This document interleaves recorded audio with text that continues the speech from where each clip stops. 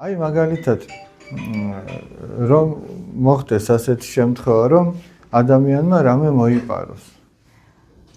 მაგრამ ეს ვერავინ ვერ დაინახოს. თვითონ ეს ადამიანი გახარებული იქნება? რატო ხო ვერავინ ვერ დაინახა? ხო ვერავინ დაინახა და არ იქნება. სინდისი რა არის?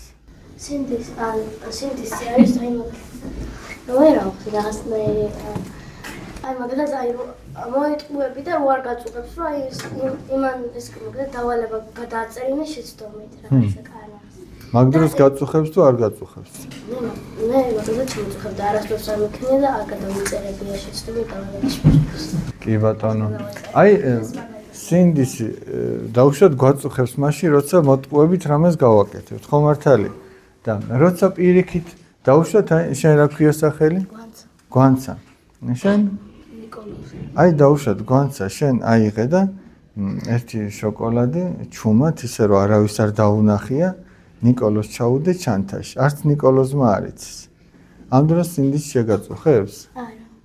პირიქით ხო? პირიქით შენ გახარებული იქნები. რომ მას გავუხარდები. აი მაგაზე რო ფიქრობ რომ ის ნიკოლოზი რო ნახავს ჩანთაში სახში რო გახსნის და რო აღმოაჩენს როგორ გაეხარდება ხო მართალი? და შენ უკვე გიხარია შიგნიდან ხო? აი ეგ არის სინდისი. შენ სინდისი სიხარულს განიჭებს.